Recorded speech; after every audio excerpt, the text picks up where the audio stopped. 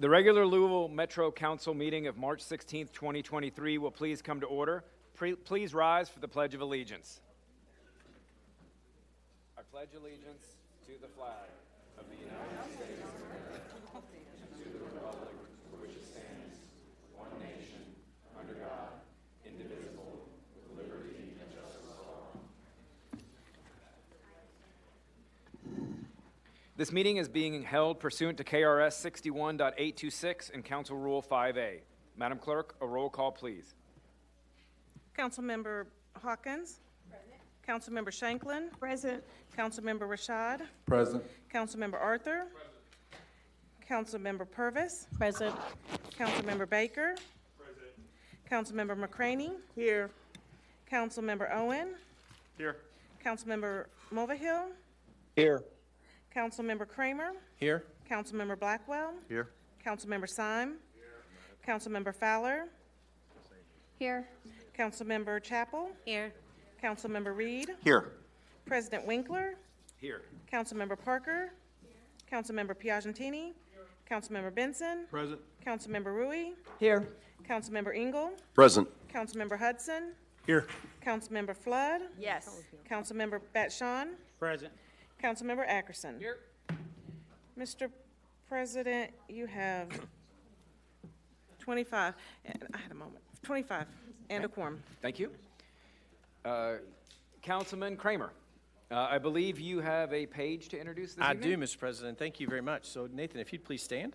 I'd like to introduce Nathan Newman. He's 14 years old and an 8th grader at Mazik Middle School. I'm going to keep my comments brief so that I can share with you the proclamation.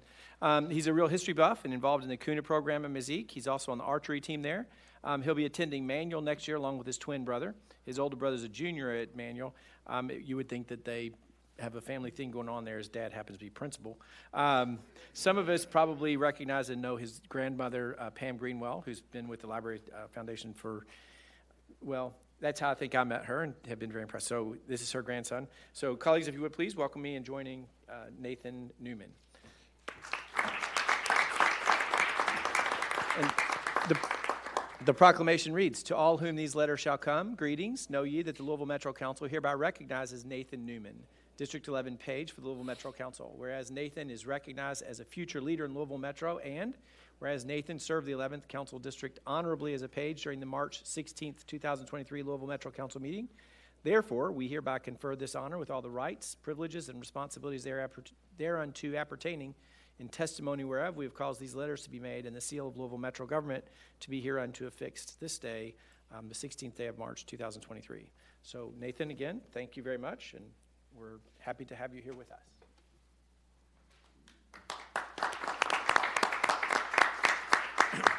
Thank you, and Thank welcome. you, Mr. President. Thank you.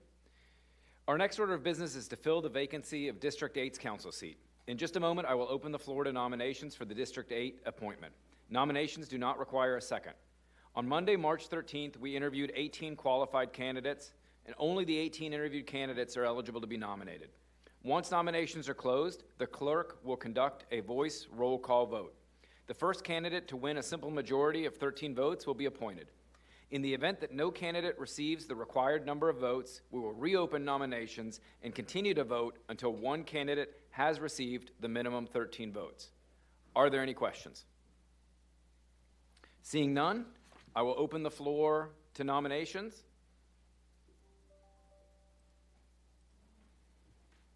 Councilman Blackwell. I'd like to nominate Ben Reno Weber. Okay. Councilman Arthur.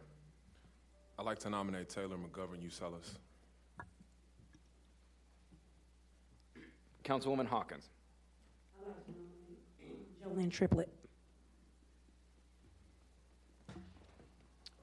Councilman Engel. I'd like to nominate Larry Bissig. Councilman Piagentini. I'd like to nominate George Timmering. Councilman Ackerson. I'd like to nominate Marty Meyer. Councilman Reed. I'd like to nominate Bill Schreck.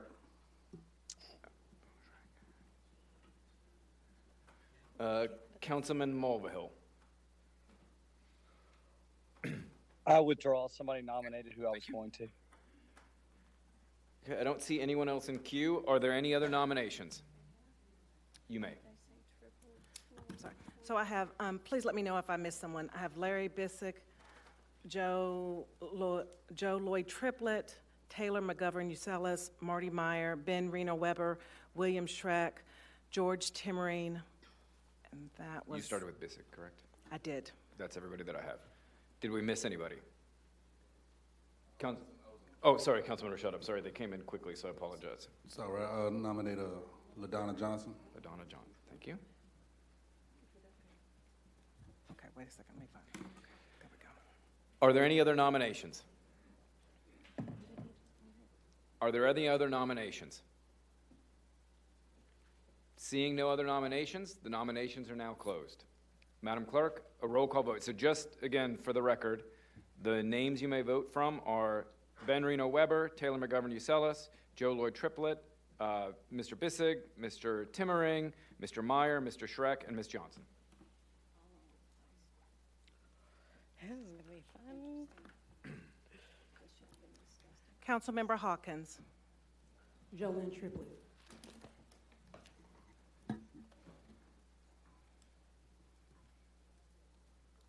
Councilmember Shanklin. Joe Triplett. Councilmember Arthur. Usellis.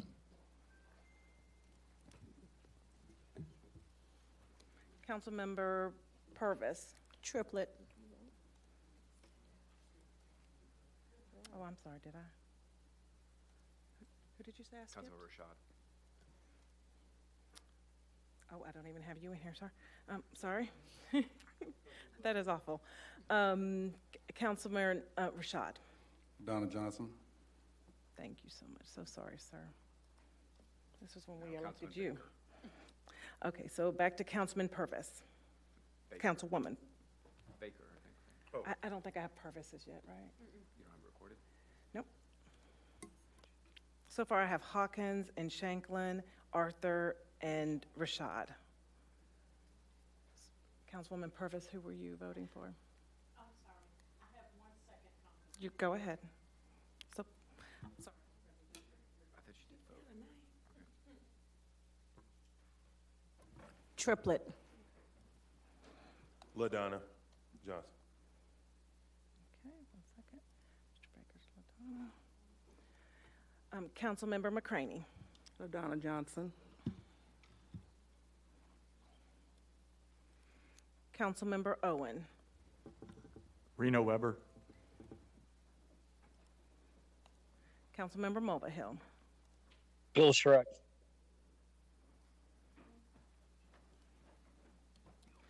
Councilmember Kramer. Larry Bissig. Councilmember Blackwell. Reno Weber. Councilmember Syme. Timmering. Councilmember Fowler. Lloyd Triplett. Councilmember Chapel. McGovern Usellis. Councilmember Reed. Bill Schreck.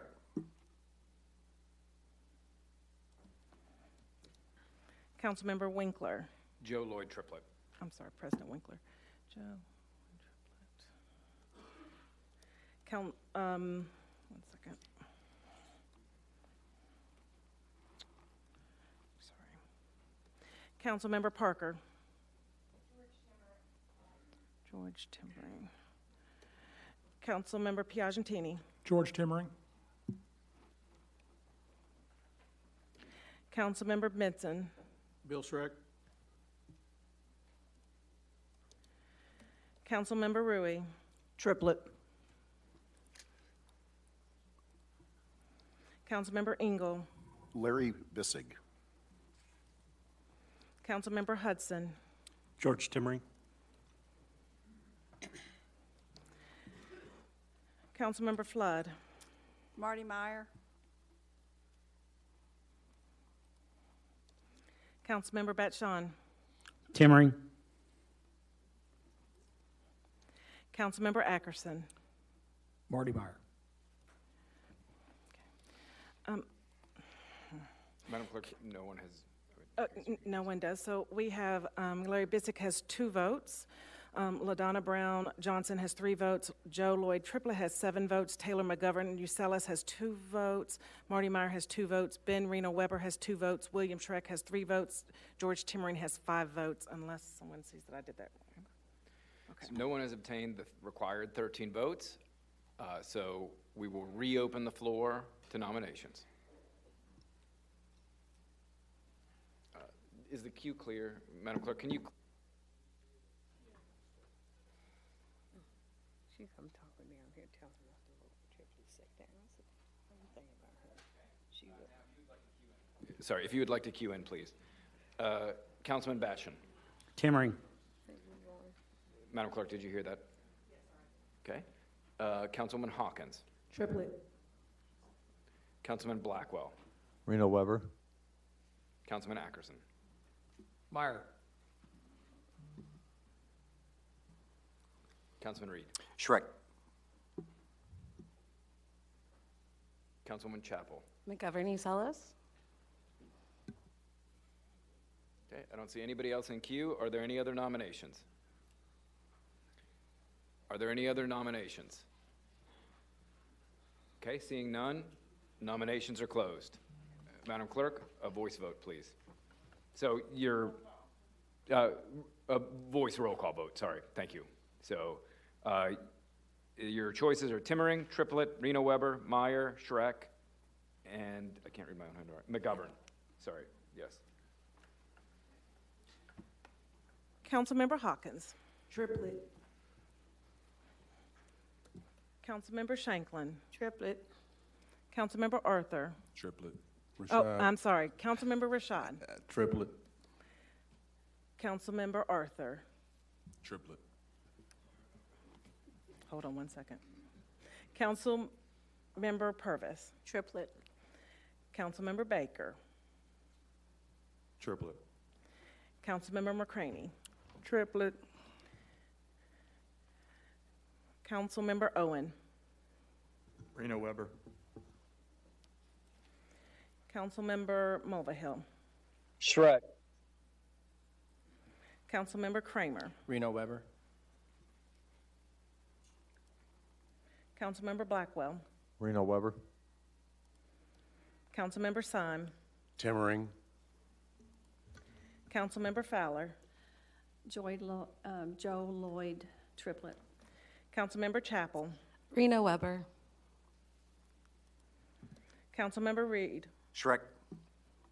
Oops, I lost my thing, Shrek. President Winkler. Triplet.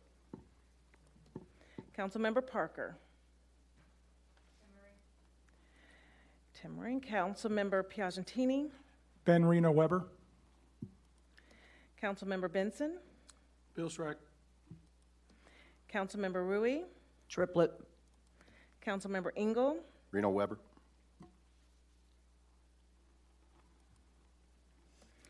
Councilmember Hudson. Timmering. Councilmember Flood. Schreck. Councilmember Batshon. Timmering. And Councilmember Ackerson. Meyer. Mr. President, you have 10 for Joe Lloyd Triplett, 0 for Taylor Govan Usellis. I guess no one voted. Marty Meyer has 1, Ben Reno Weber has 6, William Schreck has 4, and George Timmering has 4. Thank you, Madam Clerk. No one has attained the necessary 13 votes. Madam Clerk, please clear the queue.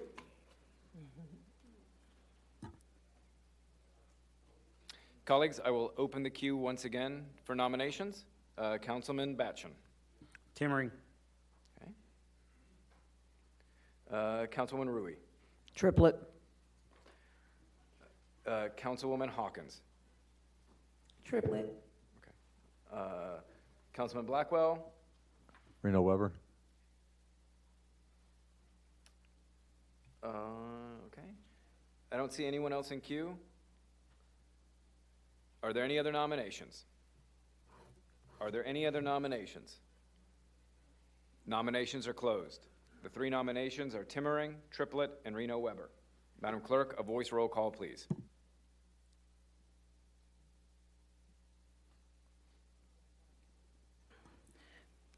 Councilmember Hawkins. Triplet.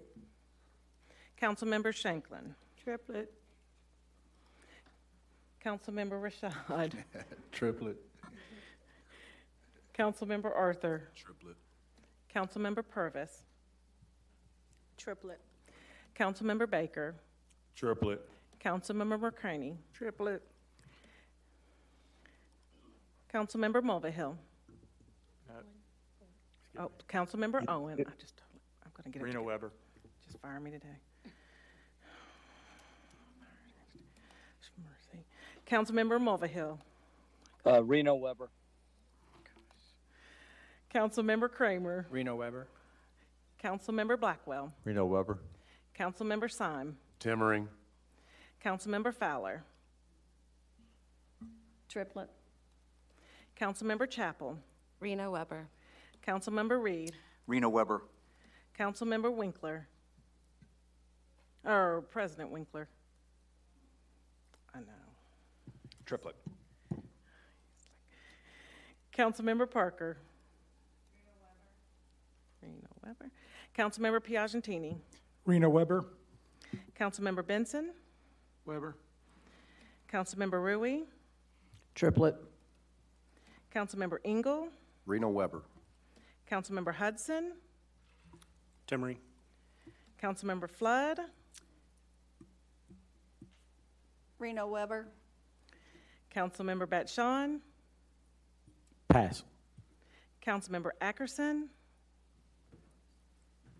Pass.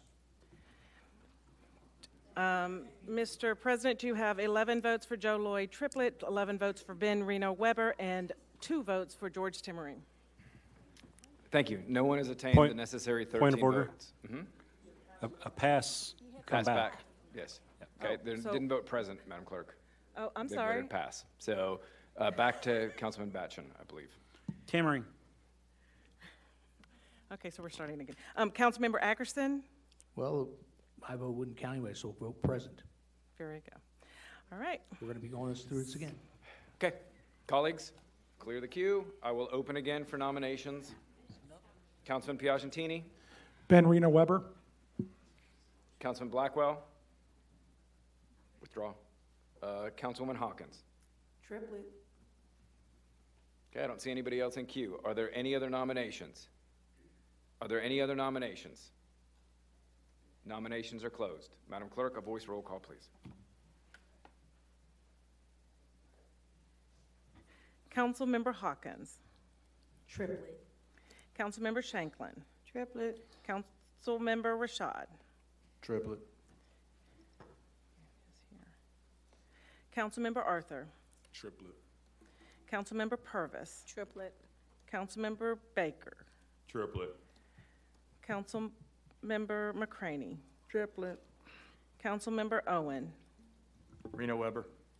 Councilmember Mulvihill. Reno Weber.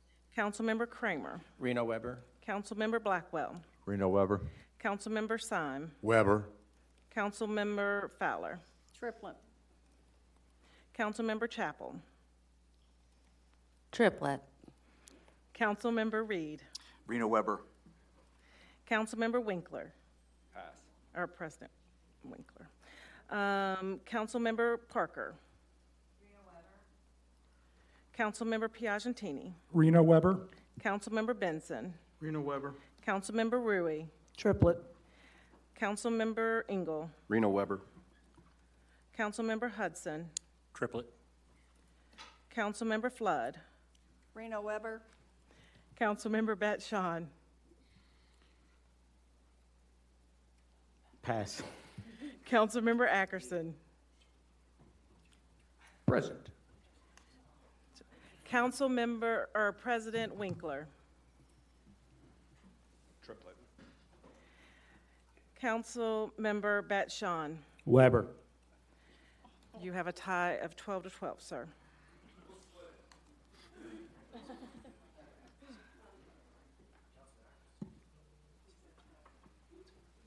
Colleagues, I will open the floor for nominations. Yes. Yes. Nope. Nope. Nope, nope, nope.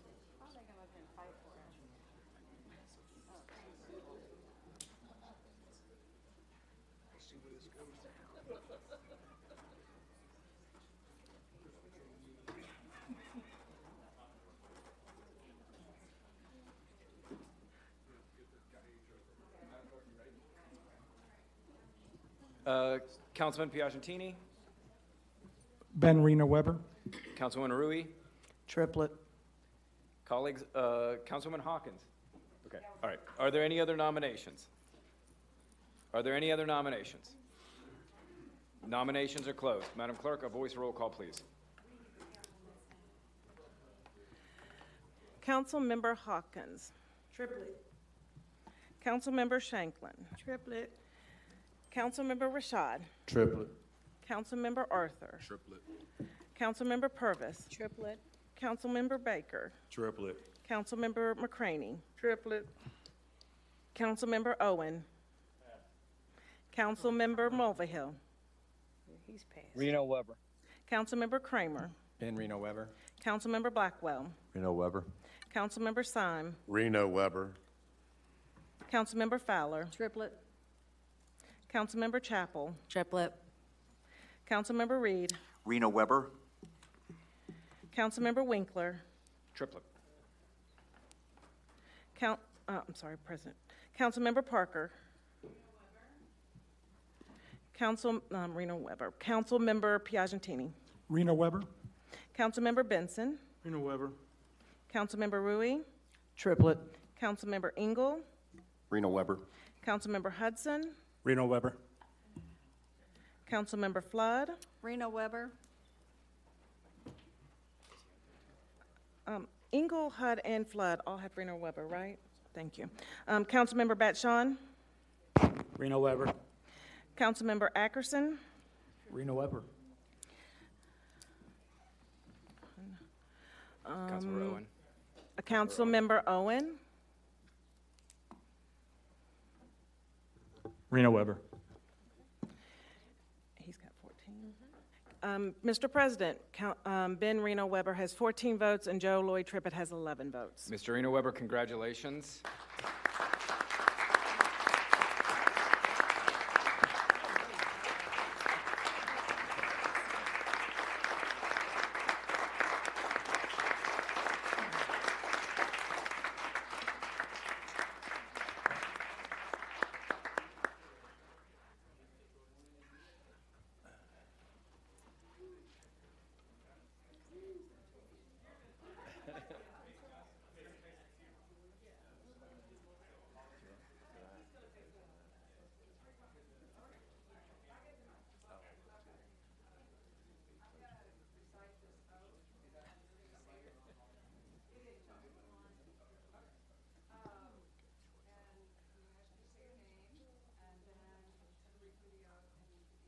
Agree, then you please say, I do. Okay, just raise your right hand. I Ben Reno Weber. do solemnly swear or affirm that I will support the Constitution of the United States and the Constitution of this Commonwealth and the ordinances of the Louisville, Jefferson County Metro Government, and be faithful and true to the Commonwealth of Kentucky so long as I continue to be a citizen thereof. And that I will faithfully execute to the best of my ability the office of councilperson according to law and ordinance, and I do further solemnly swear or affirm that since the adoption of the present Constitution, I, being a citizen of this Commonwealth, have not fought a duel with deadly weapons within this Commonwealth nor out of it, nor have I sent or accepted a challenge to fight a duel with deadly weapons, nor have I acted as a second in carrying a challenge, nor aided or assisted any person thus offending. And I do further solemnly swear or affirm that I have the qualifications and am free of the disqualifications prescribed in Section 67C.143 of the Kentucky Revised Statutes. Do you so swear or affirm? Congratulations.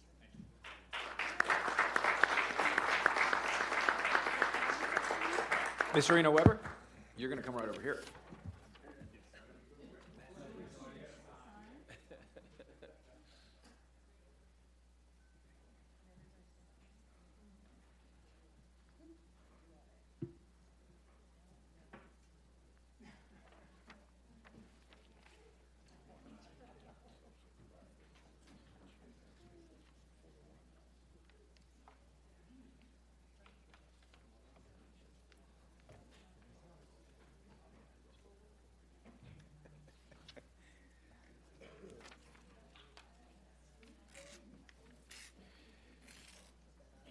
Colleagues, we need to adjourn. We'll recess for 5 minutes to allow Mr. Councilman Reno Weber to log in. The clerks need to set up the computer system for him. So we'll reconvene at 7:20.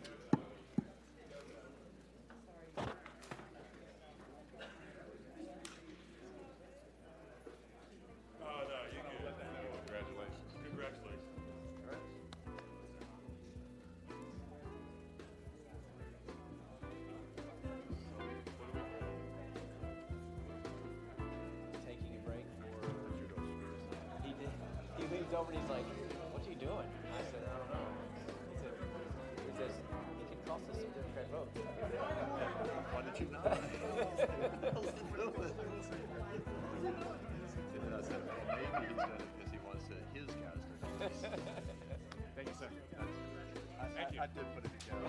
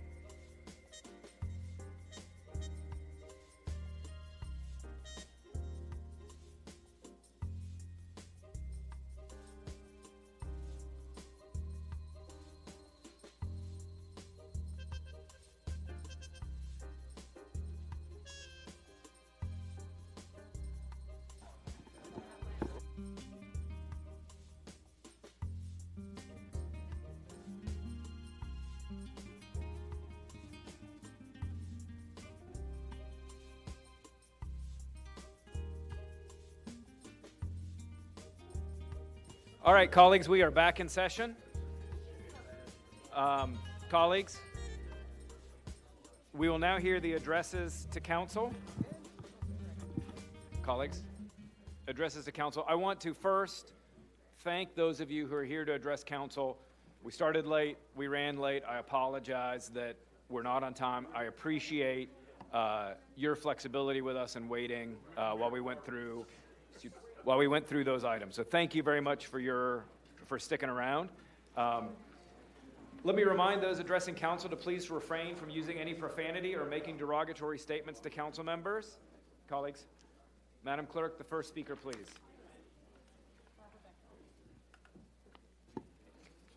Barbara Beckett.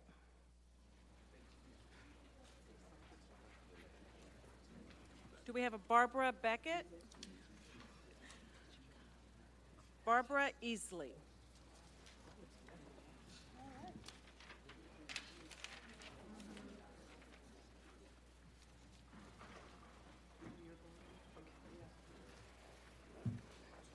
Good evening, Council.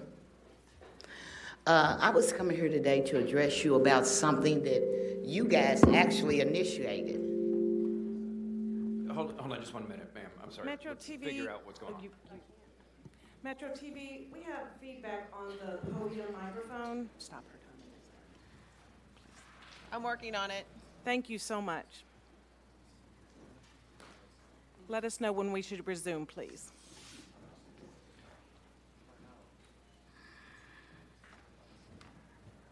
All looks good here. Thank you. Ms. Easley, if you would like to start again, it should. And you may want to pull it closer. Okay, Thank I you. just Perfect. wanted to come in and talk to y'all about something that you guys. Metro TV is still providing feedback. I don't know what it is. Everything else is down. Can y'all still hear me now? And it's not Can she feedback. go to the bench? Stand back here. Can she go to the bench? Sit at the left one? Maybe one of the other two microphones, please. Thank you, Councilman Reed. Yeah. So Metro TV, please turn off the mic at the podium. Okay. All right, Ms. Easley, why don't you try that and see if that's any better? Okay. Can you just say a few words, just so. I wanted to come. It was this what I want to Perfect. talk to you guys about was actually created by you guys. Let's let you start all the way over. Yes. Okay. I mean, I'm looking at their page, and it says the Louisville Metro Affordable Housing Trust was created by Metro Council. And I just wanted to ask Metro Council, do y'all regulate it? Does anybody oversee it? Does anybody make sure they're doing what y'all designed them to do? Because I've had a bad experience dealing with them, and I asked the director over it for a phone call. This is over 3 weeks ago. I have yet to hear from her. You know, and it's just, you know, y'all don't have a lot of programs out here for home improvement. Y'all say that's for the low and moderate. If we're homeless, there's lots of money out there. But for us who actually sacrificed and bought our homes, we might not have been able to keep them up, but there's not a lot of programs to help those. And considering that it's taxpayer money that is being distributed, I just feel like nobody else, it's a whole group of people that nobody ever thinks about. Now you say the government has a home improvement program. Yes. Stayed up all night long. Got on as soon as they opened up. Got a email from them 2 weeks later, money's gone. So they refer me to the affordable housing. Now, through the Urban League. Urban League tells me, pay this fee, we're gonna run your credit. I do everything, give them all the information they need the day they ask for it. 2 months later, I have not heard from anyone. So I proceed to start bugging the Urban League. Urban League gets upset and says, oh, you're calling the wrong persons. You need to call the affordable housing. I call up her. The lady says, we mailed you something out. I never got anything. Oh, we've heard that a lot. My expression to her after she said that was, well, didn't it dawn on anyone in that office when you have a lot of people saying they never got anything, to at least start reaching out to the ones that you say you have mailed out. Because all these people, you have took their money and you have ran their credit. Then when I get you everything in, I get a phone call saying the money's gone. Oh, but we have another program. Now, you tell me how a program where, I understand low interest loans, but when you take because this was a $6,000 forgivable loan. Now you're talking about, now that you're saying, oh, I have a $5,000 loan, but you'll have to pay almost half of that back. Then when I say, okay, I'll take it, oh, but actually, I'm sorry, this is going to make you mad. It's not actually $5,000. We're going to take $550 off the top. So you got a closing cost of $550 on a $5,000 loan. How is that helping the low income? Because if we had the credit, and I'm pretty sure all y'all in this room knows, if you had the credit, you're not going to get a $550 closing cost on a $5,000 loan. You're not, but the program designed to help us, that's what they say. Thank you, Ms. Easley. Thank you, ma'am. Wilson Conkright?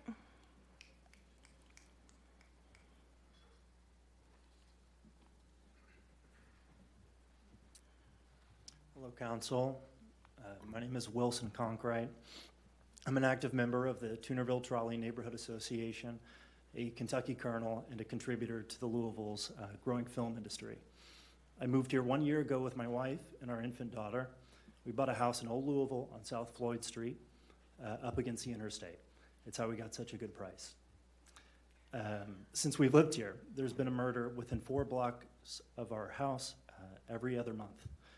Most of them are shootings at homeless encampments up along the interstate. The most recent murder was at the encampment on the government property directly behind our house. The camp was there for 9 months. I like to think of myself as a good neighbor.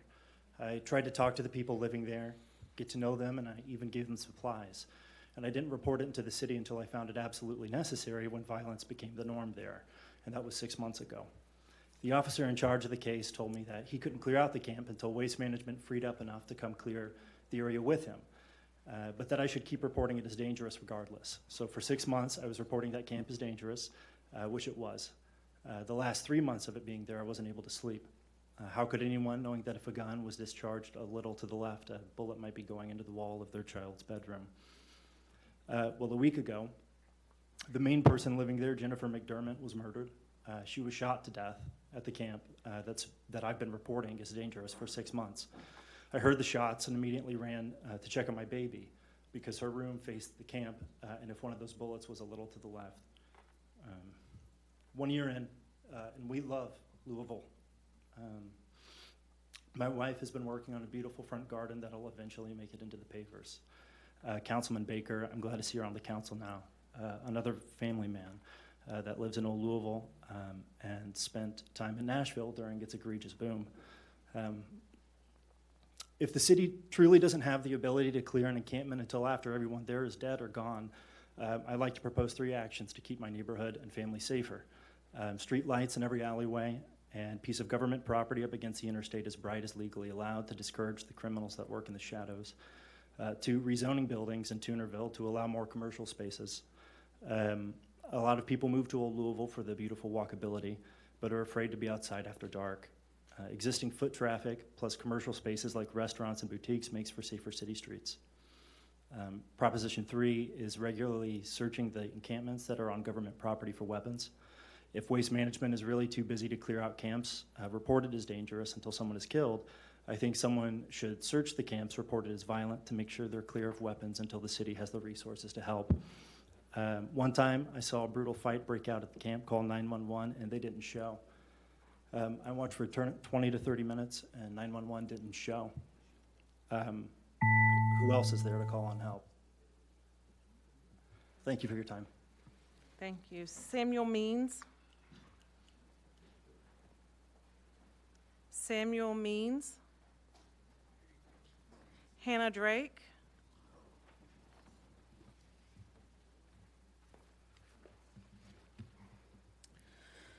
The Louisville Metro government and LMPD engage in a pattern or practice of conduct that deprives people of their rights under the Constitution and federal law. LMPD uses excessive force, including unjustified neck restraints and unreasonable use of police dogs and tasers, conduct search warrants based on invalid warrants, unlawfully execute search warrants without knocking and announcing, unlawfully stops, searches, detains, and arrests people during street enforcement activities, including traffic and pedestrian stops, violates the rights of people engaged in protected speech critical of policing. LMPD unlawfully discriminates against Black people in its enforcement activities. LMPD has practiced an aggressive style of policing that it deploys selectively, especially against Black people, but also against vulnerable people throughout the city. LMPD cites people for minor offenses like wide turns and broken taillights, while serious crimes like sexual assault and homicides go unsolved. Some officers demonstrate disrespect for the people they are sworn to protect, have videotaped themselves throwing drinks at pedestrians from their cars, insulted people with disabilities, and called Black people monkeys, animal, and boy. Louisville Metro and LMPD discriminate against people with behavioral health disabilities when responding to them in crisis. The DOJ also identified deficiencies in LMPD's response to the investigation of domestic violence and sexual assault, including its responses to allegations that LMPD officers engaged in sexual misconduct or domestic violence. Over the past 6 years, Louisville Metro has paid more than $40 million to resolve the claims of police misconduct. I want to ask this council to remember, and for this community to remember, that the scathing report is not just a report about LMPD. It is a report about LMPD and Louisville Metro government. When we think about protecting our city, it seems the real thugs, the real criminals that are harming the community are employed at LMPD. Many knew, even those in government did nothing. In fact, the report states Louisville Metro and LMPD knew about discriminatory policing and adopted practices that increased the risk of discrimination. So my question to my Metro Council is, will this governing body be beholden to the people that you are committed to serve, or will you continue to bow down and kiss the ring of Louisville's biggest organized criminal unit? Thank you. Thank you. Delisa Love. Delisa Love. Joanna Godsey.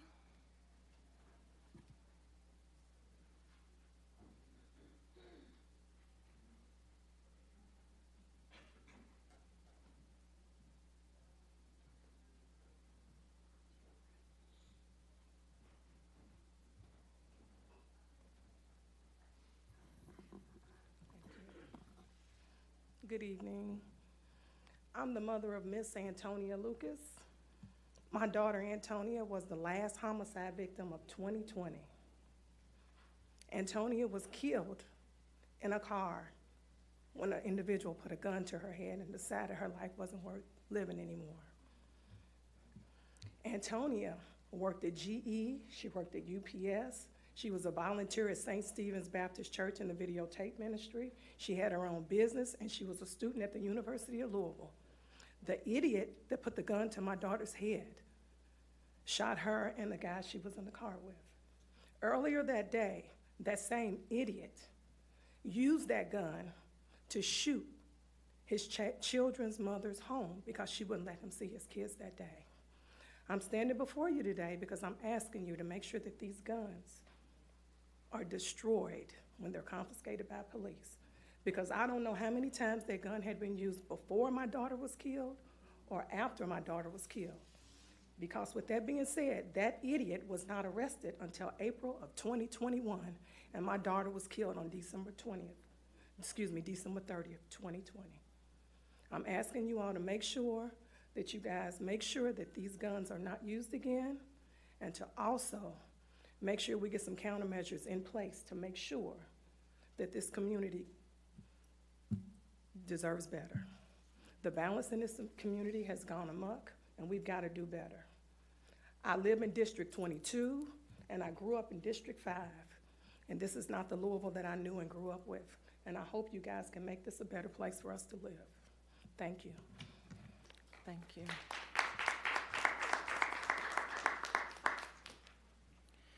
Mr. President, Isaac Thacker canceled. Alyssa Vance.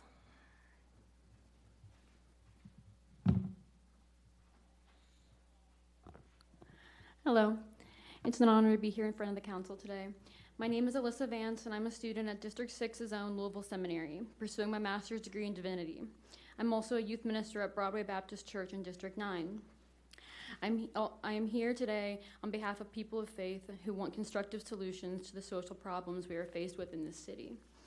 I was also very active in the 2020 Breonna Taylor uprising, where I witnessed the kind of police brutality and systematic violence that is enumerated in the DOJ report on LMPD.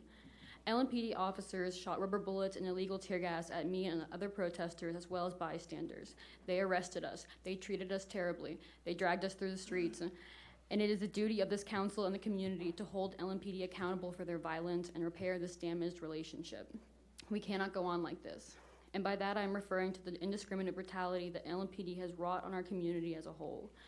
For example, just 2 weeks ago, an LMPD officer shot 2 young, unarmed boys in the Shawnee neighborhood. These are our children they are shooting at. There is not a child in this city that deserves to grow up around such violence. We have a duty to protect them and to create systems that protect them as well. And that's why I'm here, to call upon this council not to allocate any more money to the police budget, especially and most critically, no more money from the American Rescue Plan. That money, which was given to our community to help us rebuild in this new post-COVID world. The boys who were shot by LMPD I mentioned, along with their community, have released a list of what they want funded in their community. An open gym, a chill space, a maker space, and a roller rink, all of which are already available in the East End, as I'm sure you all know. It is the West End that has been left to do without. Please consider what these children are asking us for. It is not just material places, but they are asking us, this city, this council, for the chance to flourish in safety and security. And I ask you now, council, if your duty is not to these children in the West End, who is it to? Is it to the police who continually shoot down our neighbors and brutalize civilians, to whom money and space has already been allocated for them to have a healing center, a wellness center? What about the wellness of our children in this city? As a person of faith and someone who has always called Louisville home, I remind you that a budget is a declaration of values. It is made of decisions that ground us in our humanity or distance us from it. I'm asking you to make this budget aspirational for the future we want for our children, and let it not be slave to the whims of the rich and powerful. I know that we as a city will one day choose to protect and serve the children of the city. So if you fail us now, the community will rise together to rectify this abuse of power. After all, as the African proverb goes, it takes a village to raise a child, but a child abandoned by the village will burn it down to feel its warmth. Louisville is raising a generation of children who feel abandoned. Let us not allow the rest of this proverb to be written. Let us write a new story, a new budget, a new life for the children of the city, because they deserve more than a roller rink. They deserve the whole world. Thank you. Thank you. Nancy Cavalcante.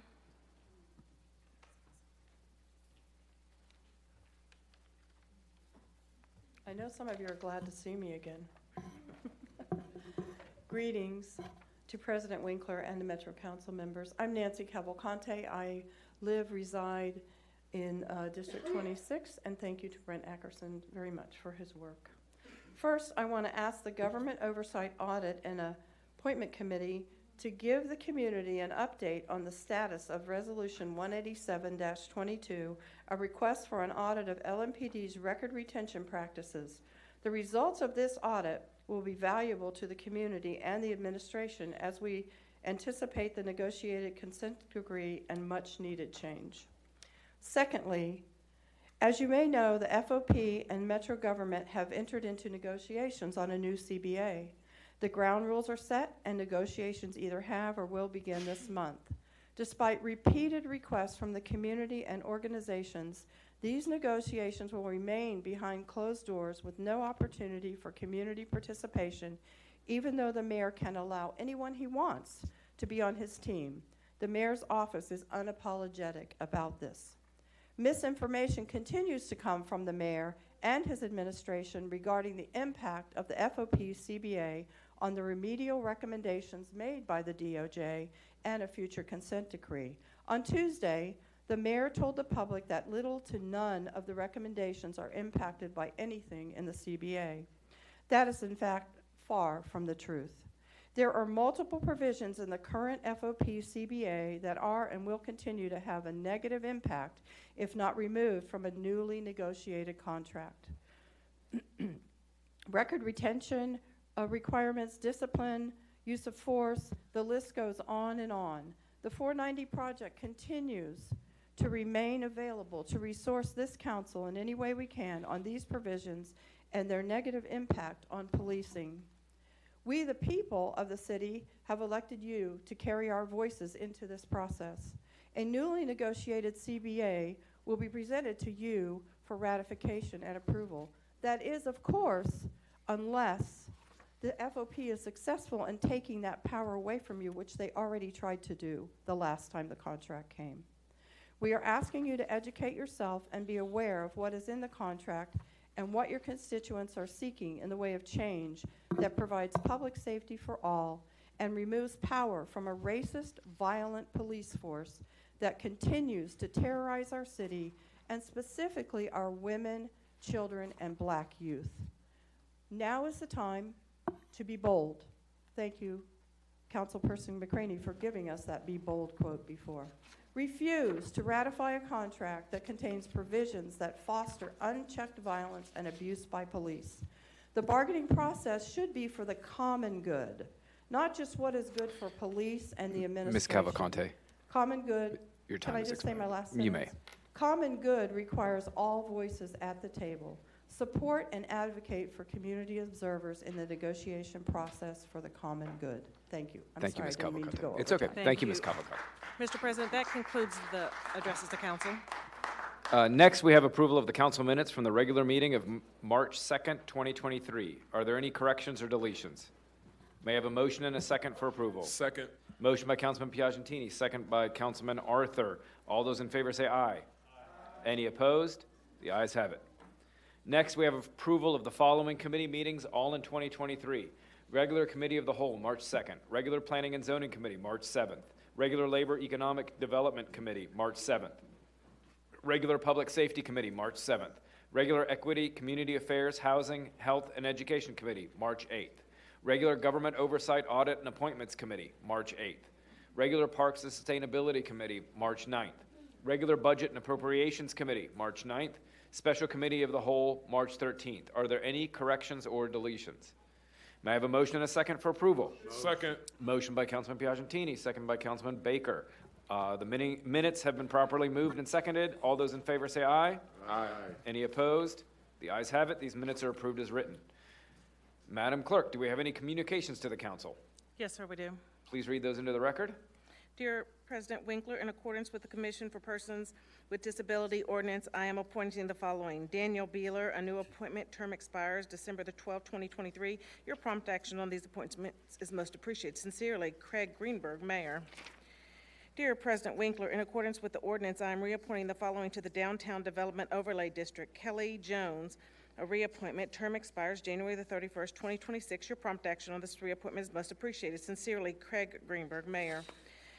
Dear President Winkler, in accordance with the Criminal Justice Commission, I am appointing the following. Paul Johnson, a new appointment, term expires December the 31st, 2024. Your prompt action on these appointment is most appreciated. Sincerely, Craig Greenberg, Mayor.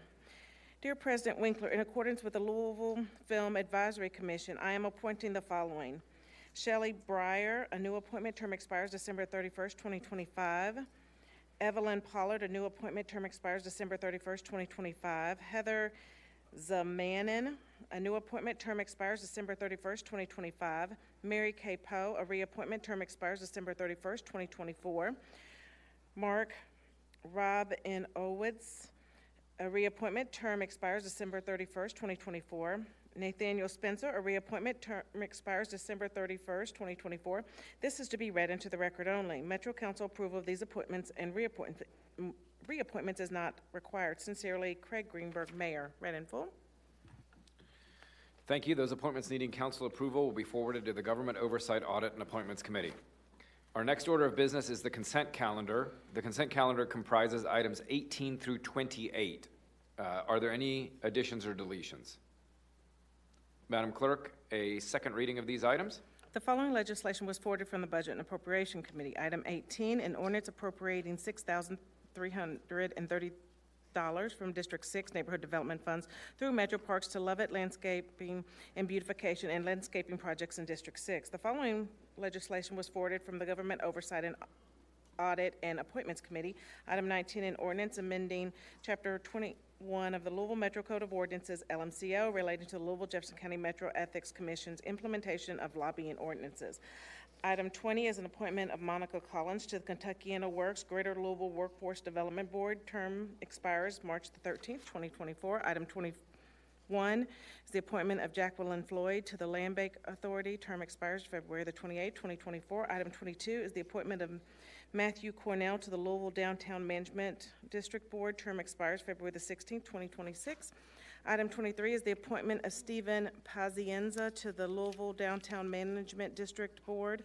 Term expires March the 23rd, 2026. Item 24 is the reappointment of Andy Trennan to the Louisville Downtown Management District Board. Term expires March the 23rd, 2026. Item 25 is the reappointment of Dale Bowden to the Louisville Regional Airport Authority. Term expires July the 15th, 2027. Item 26 is the appointment of Douglas Owen to the Nulu Review Overlay District Committee. Term expires February 26, 2026. Item 27 is the reappointment of Andrew Luego to the Nulu Review Overlay District Committee. Term expires February 26, 2026. The following legislation was forwarded from the Planning and Zoning Committee. Item 28, an ordinance relating to the closure of a portion of East Washington Street adjacent to the I-64 East ramp containing approximately 0.08 acres and being in Louisville Metro. Case number 22, street closure 0023. Read in full. Thank you. Second. Thank you. Motion by Councilman Piagentini, second by Councilman Arthur. Madam Clerk, please open the voting.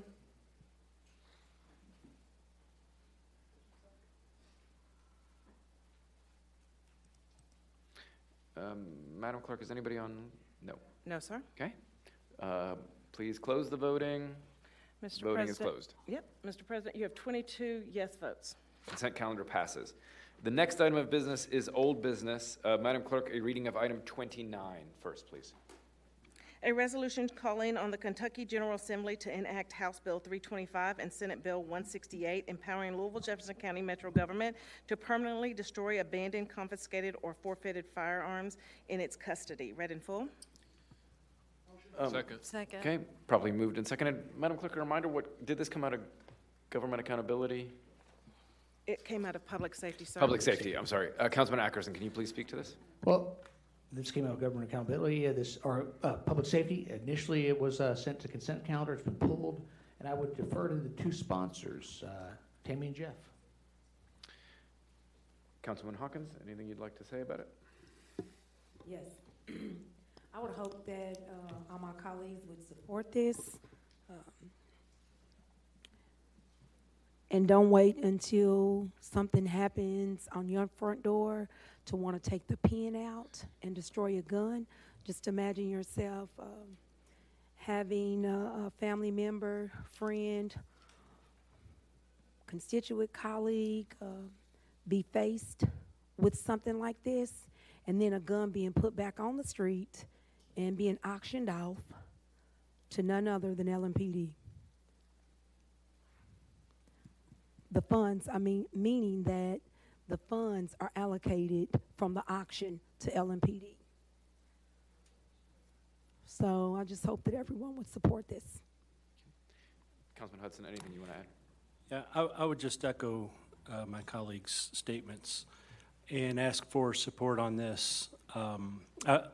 Fully aware that unless the House picks this out of committee tonight, before committee dismisses, that it will never see the light of day. So this is probably mostly just symbolic. But if you're on the fence on this, I would ask you to consider the comments that were made earlier in addresses to the council. And look, her and all the other parents who have had a child murdered by a gun, if that $50 that the state's going to get for that gun is worth it. Thank you. Thank you. Councilman Piagentini. Thank you, Mr. President. And I just want to compliment both the sponsors and everybody that's voting for this. I totally understand, and as Councilman Hawkins said, I do have friends, colleagues, family members who have been through that trauma. I did ask to pull it so I could register a no vote. I always like to explain, if I can, why I'm voting no. It's right of my constituents to know why I'm voting the way I do. And that's simply to say, I think we're taking our eye off the ball. When these guns are auctioned, they go only to federal dealers. Those federal dealers must run background checks for whomever they sell it to. I deplore all of the gun violence in this city, but the gun is enacted upon by a human being, and so who I deplore are the criminals. We're not going after knives used in stabbings. We're not going after cars that engage in vehicular homicide because those are incidental tools of an act by a human being who we do prosecute. So, but I love my colleagues. I appreciate their support for this. But I did want to register my no vote and explain it. Thank you, Mr. President. Thank you, Councilman Piagentini. Councilman Baker. Thank you, Mr. President.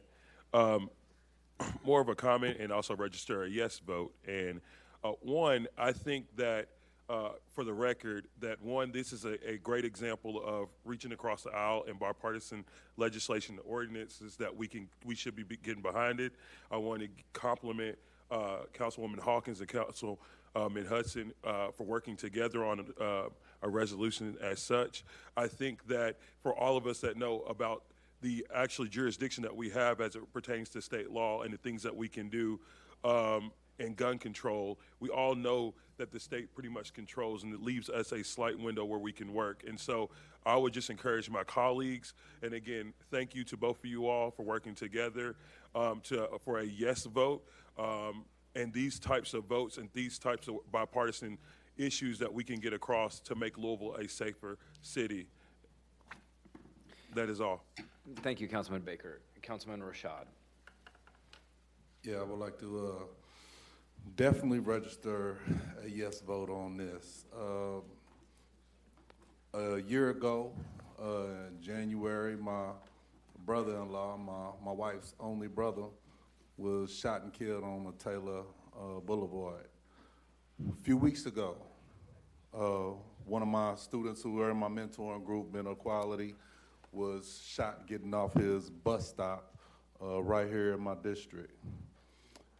In my school that I teach at, I've had more murders and deaths than you can imagine. Every year there's at least one. Every year there's at least one. Some years it's been two.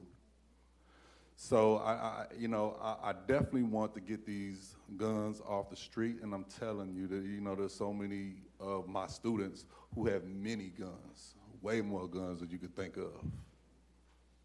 And I know that I'm really questioning where do these guns really go after they're picked up, because I know from reading the report that there's so much corruption in the police department. I'm not confident that these guns aren't going back out on the street, just like I'm not confident that these drugs aren't going right back out on the streets. So I would definitely love to see guns confiscated from criminal activities to be destroyed. They're still gonna make new ones. What's wrong with destroying these? Thank you. Councilman Ackerson. Thank you, Mr. President. I would say this as a gun owner, concealed weapons permit holder, I am going to vote for this. And I don't view this as my vote for this being anti the ability to own a firearm. I view this as these are weapons that are used in crimes. They're weapons that are sold at auction at cheap prices, which ultimately recycles them more likely than not back into the criminal hands. And as such, I think that as a responsible gun owner, this is the right move for me to make to vote for this. Thank you. Thank you, Councilman Ackerson. Councilwoman Hawkins. Yes, thank you, President. I would say this to all my colleagues. Let's start somewhere. Because if we don't start somewhere, we fail the city. And they're going to be coming before us saying, why is it okay the guns was put back on the street and the murder rate is just going up? And if you guys can go home and sleep at night, I'm okay with that. But I want to be able to go home and sleep at night and say, I at least attempted to help get the guns off the street, which entails at least trying to take the murder rate down. That's it. Thank you, Councilwoman Hawkins. Councilman Arthur. Thank you. I'm a proud yes on this resolution and hope you will be too. I carry firearms with an S. And I want to be clear when I say this, this is not a vote against people being able to carry. And while I understand the analogy that our colleague used earlier, a knife is also used to cook. A car is also used to travel. A gun has one purpose. And when I carry my firearm, it's not to cook food, it's to cook you if you play with me. So to be very clear, this is about what is being done with those weapons. And we have to respond. I'm sure most of you have seen the report about firearms ending up used in crimes again. We can't look at that report and close our eyes. James Baldwin said it best, you cannot fix what you will not face. We already saw it and we faced it. We're sending off something to the General Assembly to hopefully fix it. And I know that this is symbolic, and somebody says they throw our resolutions in a drawer or a trash can. We can't give up. Closed mouths don't get fed. So please vote yes for this and stand in solidarity with the victims, with the families, and help us move this city forward in this whole Commonwealth. Thank you. Thank you, Councilman Arthur. Councilman Reed. Thank you, Mr. President. And that was me that said that the resolutions get thrown in the garbage. And that came from a state senator that told me that they get thrown in the garbage.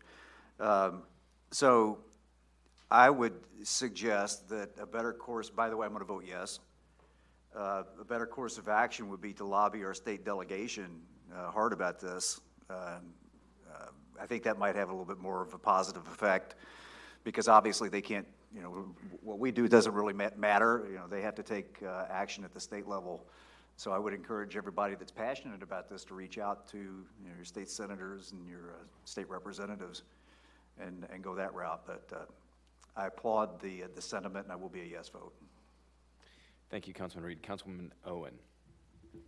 I'm a proud yes vote, and I just wanted to reiterate a couple of things. Number one, we cannot give up. Whether these resolutions get thrown in the trash or not, we need to continue to say very loudly what we believe here in Louisville. And I appreciate so much the idea that we should all, especially delegation from Jefferson County, where we might have a little bit different idea on guns such as these and maybe what we ought to do with them. Our state delegation from Jefferson County, along with us, I would love for all of us to get together and have a meeting to see if we could put some more pressure at the state level to see if we could get something to happen. But in the meantime, we have to continue to say what we believe and say it loudly. Thank you.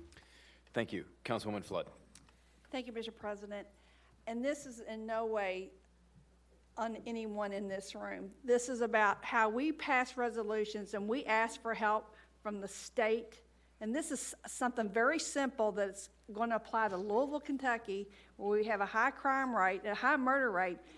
And it seems that it falls on deaf ears, and the ones who could do something about it, and I'm not talking about our delegation from the state, but some of those people are the first people to criticize what's going on in the city of Louisville, but they offer no help. And it is very discouraging, and it makes people just want to just get rid of the state government if they're not going to help us, if they're going to be a hindrance to us, and then criticize us in the same breath. It is just not right. Thank you. Sorry about the tangent. Thank you. Councilman Syme. Thank you, Mr. President.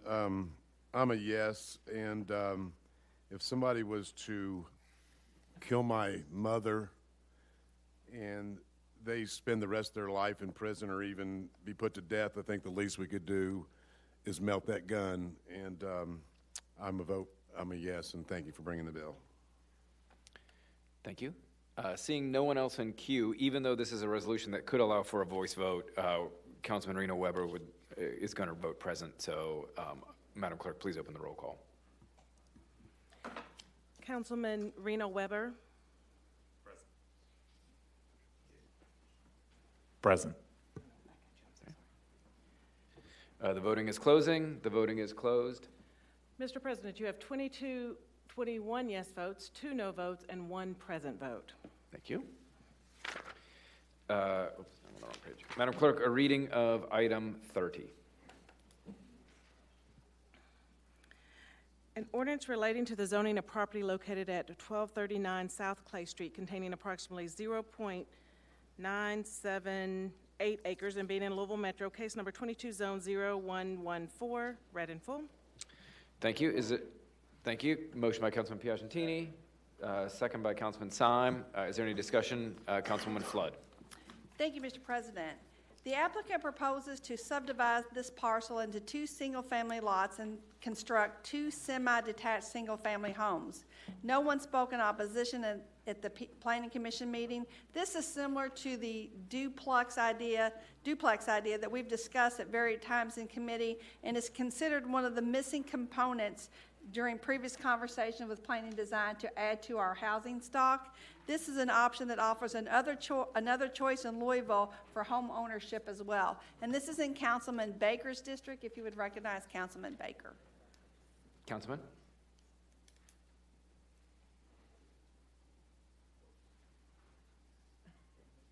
I'm still new, so I'm getting all the system out here. You don't have to buzz. You don't have to buzz in. You don't have to buzz in. If you just want to say anything about about this proposal. No, just that I'm in support of this resolution and or of this ordinance, and these types of parcels are the things that we were looking to attract in our district. So thank you. Just trying to get the system all together, but thank you. Back to you, President. Is there any further discussion? Hearing none, Madam Clerk, please open the voting. Councilman Reno Weber. Present. Without objection, the voting is closing. The voting is closed. Mr. President, you have 20 yes votes and 1 present vote. Thank you. The item passes. Madam Clerk, a reading of item 31. An ordinance relating to the zoning of property located at 4500 South Hurstbourne Parkway containing approximately 0.92 acres and being in Louisville Metro, case number 22, zone 0125, read in full. Motion to approve. Motion by Councilman Engels, second by Councilman Piagentini. Is there any discussion? Councilwoman Flood. Thank you, Mr. President. The proposal is for a 9-bay automobile repair facility that would be constructed in the Meyer Shopping Center. This property was originally rezoned in 1994. The original plan prohibited automobile repair garages, and this change in zoning would remove that stipulation. No one spoke in opposition at the Planning Commission meeting, and there are 2 sets of binding elements that accompany this development plan, the original development plan and the binding elements for this particular lot. And this is in Councilman Brent Ackerson's district, if you would like to address him. Myself and the bulk of District 26 are all for it. Thank you.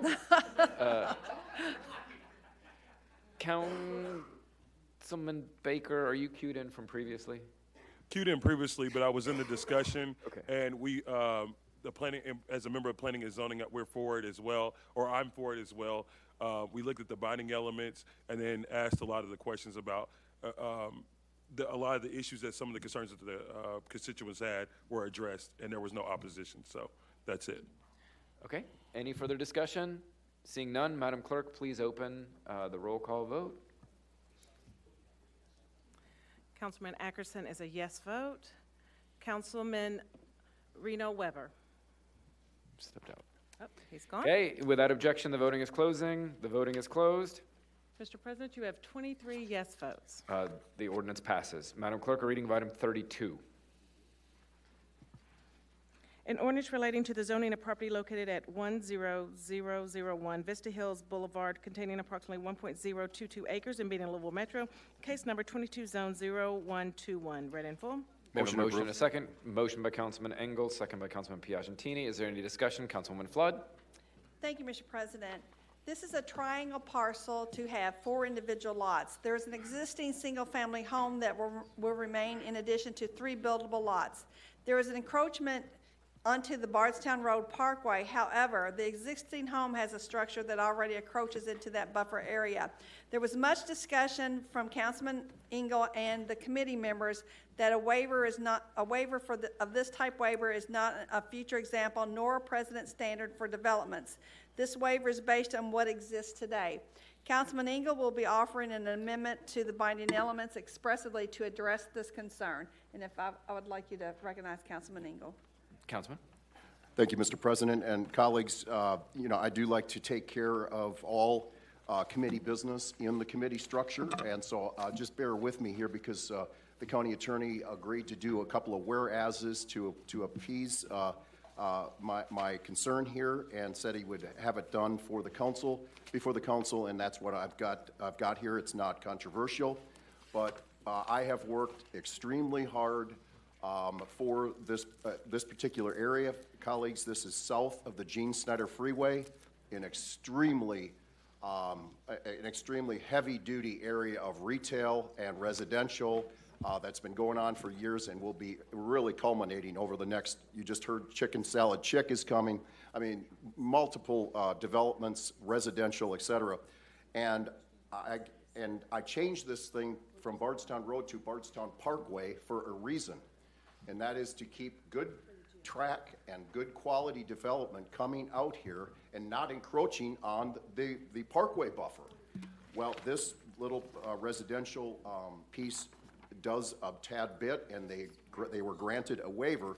So all I'm doing here is I'm going to put a couple whereases, and my goal is that this is not going to be precedent for future development. So real quickly, whereas the proposed development plan includes a waiver from Chapter 10.3.5 to permit encroachments into the 50-foot parkway buffer and 75-foot parkway setback. And whereas the council is always concerned with any such waiver and places a great deal of importance on maintaining parkway buffers. And whereas the property is directly adjacent to in the Bardstown Road Parkway, and whereas lots 1 and 2 of the proposed development plan avoid encroaching into the parkway buffer, and whereas much of lot 3 of the proposed development is located within the parkway buffer, and whereas the majority of lot 4 of the proposed development is located within the parkway buffer, and whereas both lots 3 and 4 contain existing structures which currently encroach into the buffer, whereas both lots 3 and 4 would be either unusable or severely restricted without this waiver of the parkway buffer. Whereas the owner-developer will help mitigate their encroachment by exceeding the required plantings within the buffer. Whereas the council acknowledges the circumstances specific to this case justify the requested waiver. It wishes the public to know that any such requests are reviewed carefully and on an individual basis. And I ask my colleagues to support this, and I move this amendment. We have a motion by Councilman Engel. Second. Second by Councilman Arthur. Is there any discussion on the amendment? Seeing none, all those in favor say aye. Aye. Any opposed? The ayes have it. Colleagues, the amended ordinance is now in front of us. Is there any discussion? Seeing none, Madam Clerk, please open the voting. Madam Clerk, without objection, the voting is closing. The voting is Councilmember Reno Weber. closed. Present. Mr. President, you have 22 yes votes and 1 present vote. The ordinance passes. Madam Clerk, a reading of item 33. A resolution requesting the Planning Commission review the Louisville Metro Land Development Code, LDC, relating to the notices as amended, read in full. May I have a motion and a second? Motion by Councilman Symes, second by Councilman Piagentini. Chairwoman Flood, any discussion? Thank you, Mr. President. This was a resolution that was proffered by Councilman Piagentini. There was an amendment to this resolution in committee. That's why it's on old business. But at this time, Mr. President, if you would please recognize Councilman Piagentini to discuss his resolution. Councilman Piagentini. Thank you, Mr. President. Thank you, Madam Chairwoman. The amendments were amendments recommended by the administration after we had originally filed it, sent it to them for their feedback. We adopted all of their proposed recommendations, which didn't substantively change the intent. The intent here is twofold. and I'll address you to number 1 and 2 on section 1. Number 1 addresses notifying suburban cities if one of the properties in a Tier 1 or Tier 2 notification is in their jurisdiction. So in this case, the clerk, because the clerks are all registered and we can identify them, will receive, not the whole city to be clear, but the clerk of that city will be notified if a property within their jurisdiction is within the regular notification circle that we currently have. And the administration had no problem with that. Number 2, we amended. The intention of number 2, to be clear, is to create a more organized method of sending out these notifications. Right now, the notifications are done by any developer or any law firm on behalf of that developer. They could take those notifications to any post office in the city. We all know how reliable the post office has been recently. So it's just a very disjointed process. What we're asking here is that the procedure, the Planning Commission should review the responsible party for mailing the notices.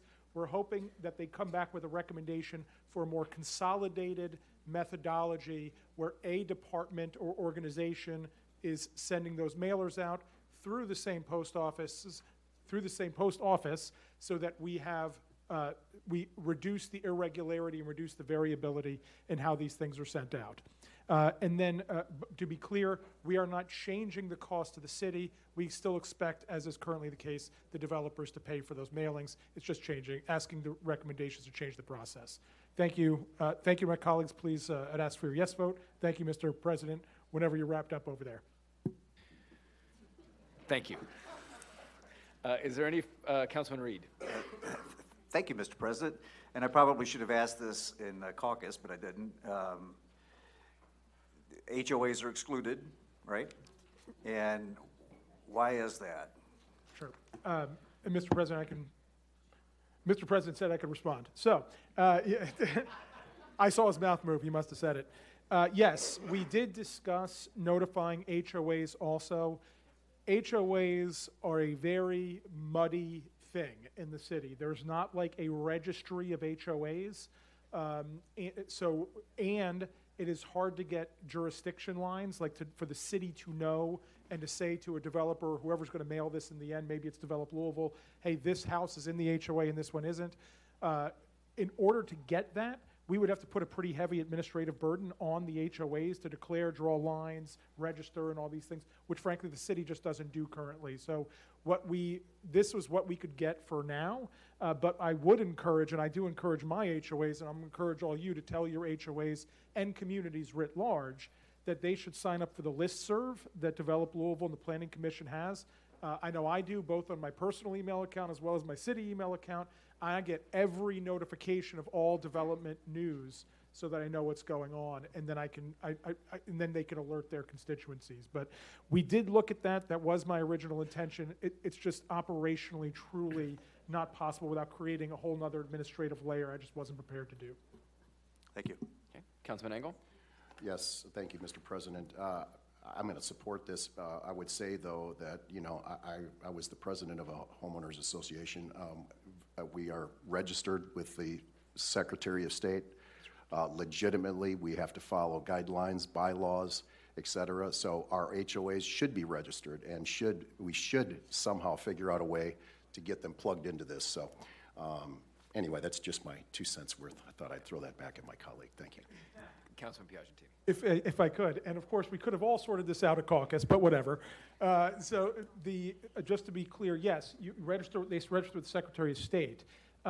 We don't have a bona fide city registry, and even the registry with the Secretary of the State, I don't believe it includes plat maps with specific property lines and things like that. So that's where the problem came in. That would have to be loaded into our tracking systems where we track property lines and all these things. We just don't have that current sophistication. So the Secretary of State is for your incorporation, but we're talking about a land development issue. And so you're right, there are some, and I would also tell you, out of the hundreds of HOAs we have, there's questionable compliance with even the Secretary of State across the board, right? So that's where it became fuzzy. But I appreciate what you're saying, and maybe in the future we can get there, but just not today at least.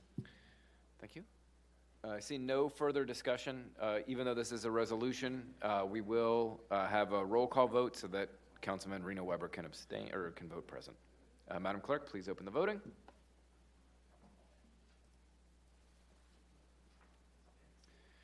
The voting is closing. Councilmember Reno Weber?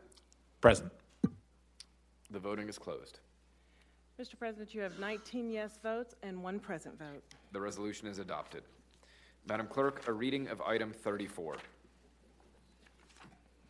Appropriating $12,086.74 from capital infrastructure funds in the following manner: $7,000 from District 14 and $5,086.74 from District 12 to Louisville Metro Police Department's 3rd Division for the remodeling of their gym. Read in full.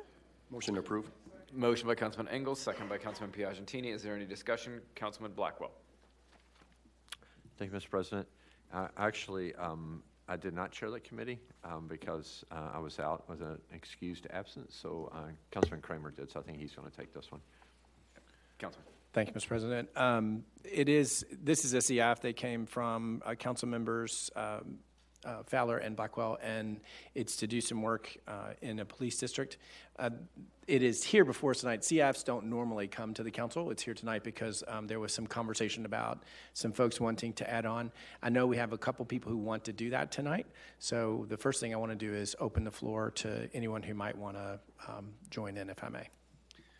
So if you would like to add money to this, you can queue in. Can I, Mr. Yes. President, I just want to, LaTanya Bell asked me to remind everyone that this is not your NDF funds.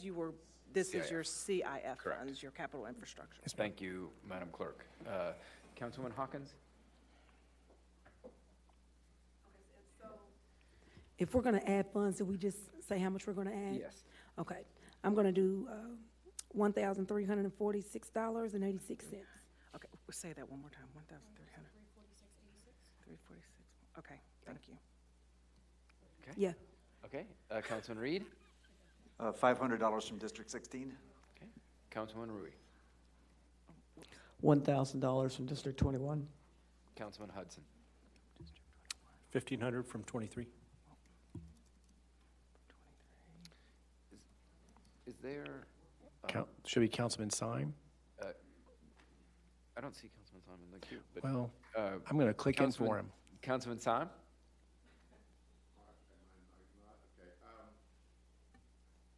I'd like to amend the ordinance to include $5,086.74 from District 13 CIF. Say that one more time. $5,086.74. Okay. And okay. Thank you. Councilman Batchin? Thank you, Mr. President. With all due respect, I'll withdraw.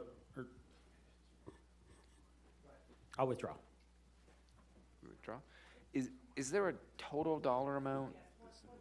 Okay, let them do some figuring.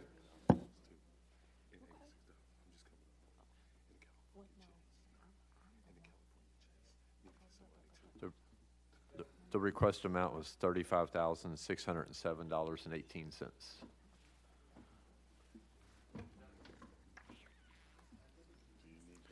The requested amount was $35,607.18. Yep. I'm not sure where we are right now, though, if that was your question. Sorry. right now, we are at $21,520.34. We have $14,086.84 left. Madam Clerk, can you clarify, you said we're at? We're at $21,520. Okay, and the total was 35. 35,600. Okay, thank you. Okay, 14,000 away. Councilwoman Chapel? Oh, sorry, Councilwoman Fowler first. Okay. There's still people that want to add, so. Yeah, that's fine. You Go withdraw ahead. for now? If there's still people that want to add? Okay. Yes. Councilwoman Chapel? I'll give them $250 for a barbell. Councilwoman Parker? Okay. $1,000 from 18? $1,000, 18. Anybody else? make that in the form of a motion? I'm not done. Oh. Okay.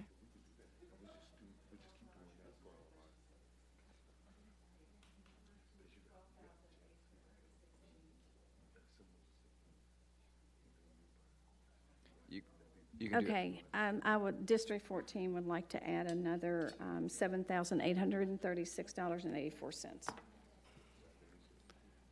I'd like to make that in the form of a motion. Yes, motion. Madam Clerk, 1,000 from 17. That means $4,000 left? Okay. Then that's not correct, I'm sorry. My math was wrong. I'm not an actuary. I need 5,000 to be left. Okay. So you're going to make up the difference to leave So 5,000, her okay? difference will be So 6,000. 5,000, yes. Hers will be $6,836.84 added today. Okay. And so now there will be a balance of 5,000 left. Okay, there's a balance of 5,000. Anybody else? Make that in the form of a motion. Okay, the amended motion is before us. Motion by Councilman Kramer, second by Councilman Fowler, Councilman Batchin. Can we vote on the amendment, Mr. Chair, Mr. President? Well, I think there's discussion on the amendment. I have an explanation I think that might help, Okay. but I would like to get the amendment taken care of if that's okay. That's Okay. what's before us. Councilman Batchin, you have discussion on the amendment? Oh, Only on the amendment. vote on the amendment, and then we can Okay, have the so, discussion. okay. All those in favor of the amendment, Councilman Hawkins, do you want to talk on the amendment? That was going to be added. What I donated was, Yes. Okay. Yes, all right. yes. Okay. When we divided them by 7, I'm sorry, President, when we Yes. divided by 7 and come up to 5,086, I'm making up the difference, unless you want to make up the No, difference you're with fine. what Yeah. you were supposed to have put in. Correct. Yes. Correct. Okay. All those in favor of the amendment, say aye. Aye. Any opposed? Now, Councilman Batchin. What are you giving them? With the respects, so I look to cover the rest of that balance of $5,000, but we need to transfer money to an NDF, and so we can't. Councilman, this is a CIF ordinance, and so Mr. we President? cannot. Yes. He doesn't. Yeah. Okay. Yeah. Councilman Kramer. Let him speak. I don't, Okay. May I point of order? Okay. Councilman Piagentini is in queue next. Councilman Piagentini. thank you. Let me help out a little bit here, because this was discussed at caucus. The issue is that District 25 right now wants to contribute. They do not have CIF money right now. He has some NDF money. He needs the time to move the NDF money to CIF money. What I think we're all trying to get at here is leave the balance, allow District 25 to make their move, and then he will cover the rest of it through another motion through the Budget and Appropriations Committee. Thank you. Yes. Okay. Councilman Kramer. Thank you, Mr. President.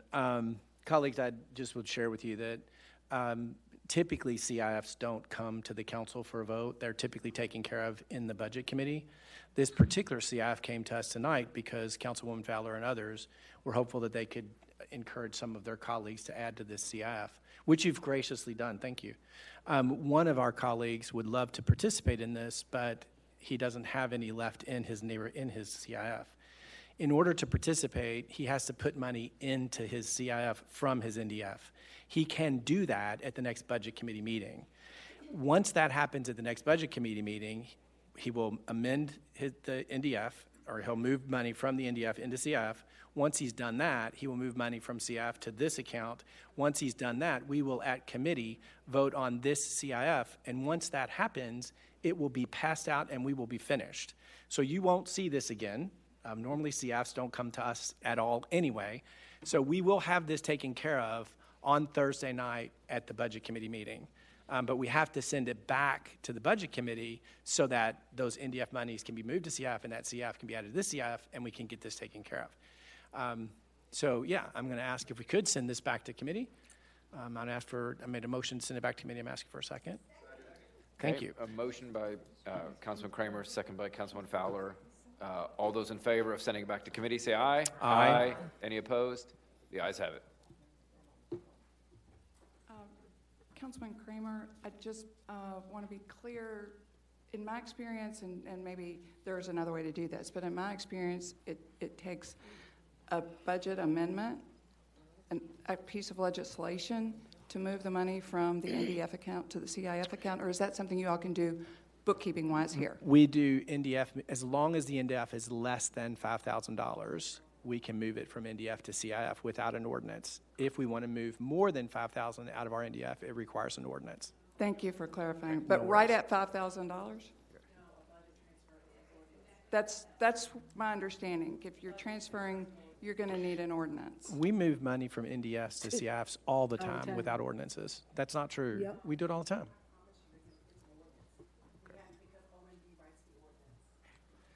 If, yes. Okay. Yes. Well, then it's still, what will happen then is, it'll still have to go to It'll committee. just be a little Right. later. Perhaps if we It need to just do was it, due we this can, Thursday. We'll That's still all. get we it can moved. vote to suspend the rules here. I mean, I think we can work our way around it, right?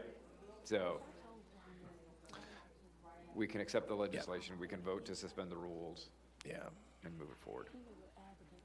Actually, I think what we could do, I mean, I'm not, there will be conversation between, Mr. President, drive the floor. Please. I think what we can do is you can suspend the rules about, you can suspend the rules and we can pass an ordinance without a second reading.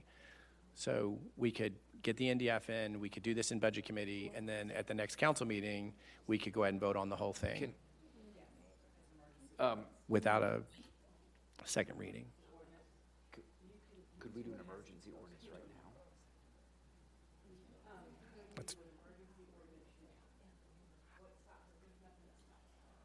now? An emergency ordinance that requires a budget amendment that OMB prepares. But OMP didn't prepare it, is that what you're saying? I don't know that that is lawful, but let me think about that for a second. An emergency ordinance drafted, not drafted, we have no legislation before us, but vote on what the legislation would say that you would want OMB to prepare that you all are voting on tonight. Can you suggest, Councilman Fowler, or, sorry, Councilman, sorry. Well, Mr. My bad, President, Councilman Engel. Mr. President, this may be the reason why we do not and have not and too often send a CIF to the council to the council.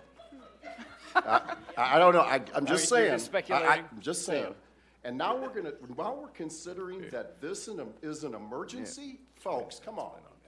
This was voted. Did we not vote to move this back to the committee? We did. Right. And the vote was unanimous. Yes. And now we're reconsidering that. No, we are talking about whole new items. Okay. This, Mr. President. Okay.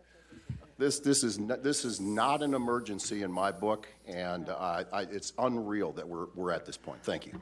Councilman Fowler, you're in the queue. Okay. Councilman Blackwell. I think I might have a solution here. If we can, rather than send it back, if we can go back and vote on on sending it back to the committee, reverse that vote, or at least take a vote on reversing that to reconsider, and then go ahead and pass what we have in place.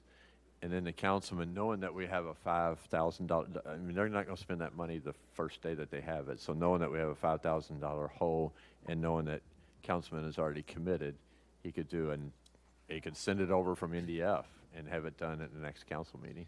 Is that a motion to reconsider? Mr. President, I think yes. Okay, Motion second. Okay. Item is moved and seconded. Motion to reconsider requires a 2/3 vote. Everyone who voted yes can vote for it, so which is everyone. All those in favor say aye. Aye. Aye. Any opposed? The ayes have it. The item is back before us. Is there any further? Okay, there's a bunch of people in queue. Can we? Correct. Well, the item is before us, so can we clear the queue? If there's commentary on the item, Councilman Hudson, do you have commentary on the item? I think I might have another solution. Oh, goodness. $5,000 from District 23. Okay? So, there's an amendment, yes. Okay, so we got to call, so the, We're getting there. we need a motion and a second to hear item 34. Motion by Councilwoman Chapel, second by Councilwoman Fowler. Is there any discussion? Councilman Hudson. Councilman Hudson. Motion, is there a motion? Okay. I'm so confused, I don't know what we're doing. Yes, so Councilman Hudson, you have a motion to amend $5,000 Yeah, to yes, this? $5,000 additional dollars from 23. Okay. Now, the amended voice vote on the amendment. All those in favor say aye. Any opposed? Now, the recalled amended ordinance is in front of us. Madam Clerk, please, is there any further discussion? Seeing none, Madam Clerk, please open the voting. It's still a roll call vote, please. Councilmember Reno Weber. Okay, the voting is closing. The voting is closed. Mr. President, you have 17 yes votes and 2 present votes. The item passes. Colleagues, the next item of business is new business. As you leave chambers, please do so quietly so that the clerk may read new business. I would ask those council members that wish to make announcements, please remain in chambers and request to speak on your system under announcements. New business comprises items 35 through 49. Will the clerk please read those items and assign them and their assignments to committee?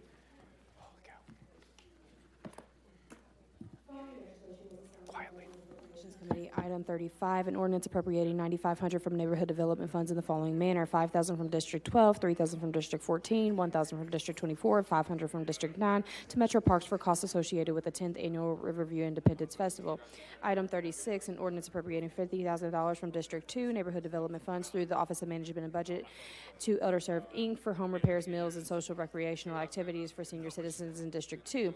Item 37, an ordinance appropriation $21,000 from neighborhood development funds in the following manner: $1,875 from District 15, $1,500 each from Districts 2, 7, 8, 9, 10, 12, 14, 17, 19, and 26, $750 each from Districts 20, 22, 23, and 24, $375 each from Districts 13, 21, and 25 through the Office of Management and Budget to Kentucky Shakespeare, Inc. for performances of Kentucky Shakespeare's Hamlet in parks in Louisville Metro. The following legislation was assigned to Equity, Community Affairs, Housing, Health, and Education Committee. Item 38, a resolution pursuant to the capital and operating budget ordinances to approve the appropriation funding the following non-competitively negotiated sole source contract for Louisville Metro Public Health and Wellness concerning good overdose quick response team, Louisville Recovery Community Connection, Inc. for $85,000. Item 39, a resolution pursuant to the capital and operating budget ordinances approving the appropriation to fund the following non-competitively negotiated professional service contract for Louisville Metro Public Health and Wellness, LMPHW, concerning service as LMPHW Medical Director, Norton Healthcare, Inc. for $60,000. Item 40, a resolution honoring Anna Woolridge by dedicating the corner of South Clay Street and Camp Street as Anna Woolridge Way in her honor. The following legislation was assigned to the Government Oversight, Audit, and Appointments Committee. Item 41, ordinance amending the Louisville Metro Code of Ordinances, Section 32-130, regarding the administration of policemen's retirement fund. The following legislation was assigned to the Labor and Economic Development Committee. Item 42, an ordinance amending certain sections of Chapter 35 of the Louisville Metro Code of Ordinances to require Metro Council approval to certain changes to collective bargaining agreements and to require the filling of Metro Council of all supplemental agreements to collective bargaining agreements. Item 43, resolution approving the granting of local incentives to PASSAR, Inc. and any subsequent assignees or approved affiliates thereof pursuant to KRS Chapter 154, Chapter 32. The following legislation was assigned to Parks and Sustainability Committee.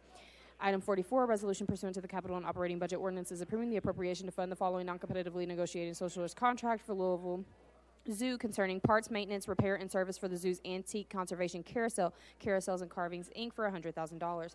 The following legislation was assigned to the Planning and Zoning Committee. Item 45, an ordinance relating to the zoning of properties located at 223 and 225 South Spring Street containing approximately 0.2122 acres and being in Louisville Metro case number 22 zone 0128. Item 46, An ordinance relating to the zoning informed district of property located at 3500 Lees Lane, containing approximately 95.7 acres and being in Louisville Metro, case number 22, zone 0013. The following legislation assigned to the Public Safety Committee. Item 47, a resolution pursuant to the capital and operating budget ordinances, approving the appropriation to fund the following non-competitively negotiated professional service contract for the Office of Safe and Healthy Neighborhoods concerning training and technical assistance to help alleviate violence in Louisville Metro. Cure Violence Global for $200,000. The following legislation was assigned to the Public Works Committee. Item 48, a resolution determining a portion of certain property at 10122 Whips Mill Road, parcel ID number 014300450024, as surplus and not exceeding the amount of governmental purpose and authorizing its transfer. Item 49, a resolution approving a petition for widening River Road from Zorn Avenue to Edith Avenue, bought pursuant to KRS Chapter 178.080, agreeing to accept 18 parcels of reality abutting River Road from Commonwealth of Kentucky to the River Road widening, and approving dedication of 27 parcels of reality located at the north side of River Road from the above referenced widening of River Road by Louisville Jefferson County Metro Government's assessor to the city of Louisville, Kentucky. Read in full. Thank you. Next, we have announcements. Seeing no announcements, that concludes our meeting. Our next council meeting is scheduled for Thursday, April 13th at 6 p.m. With no further business to discuss and without objection, we stand adjourned.